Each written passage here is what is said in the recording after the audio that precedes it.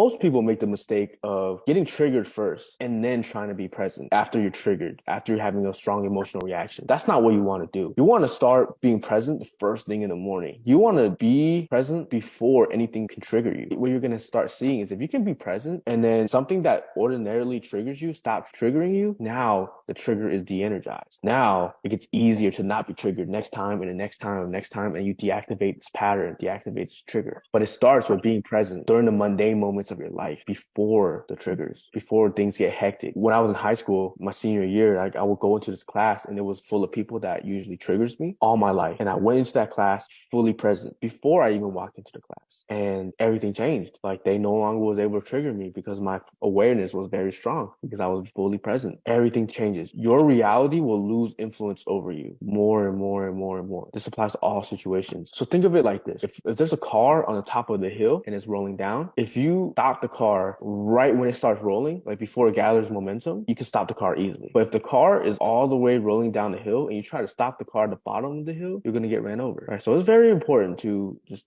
be aware and practice this before the triggers. Practice this all day if you can. If not, that's fine too. Don't be surprised if you realize that like you have way more triggers than you realize. Dude, especially around my family. Like I didn't realize like my whole like body would honestly like just like freeze internally when I would hear them like coming into the building and stuff like that. And it's like I was never aware of that before. This is the whole point of all of these techniques. It's just like just becoming aware of like all of these subtle shifts within your energy and like where your mind's taking you once you experience those. Just take a step back, just become the observer again and go from there. When you realize you are triggered, that's okay. Actually, getting triggered will bring more awareness. So it's a win every time when you return back to awareness. So if you get triggered, try to stay present, try to, kind of transmute some of that energy. But for the most part, just let it go. You're going to be triggered and then start again tomorrow. The triggers are very predictive. It's the same triggers every day. It's like Groundhog's Day. You wake up, it's the same triggers every day. It's just Yeah. the universe showing you what's active in your thought patterns and emotions and your vibration. As far as applying this, take a technique and commit to it. Commit, commit, commit. Do it with 1,000% of your attention as much as possible for now.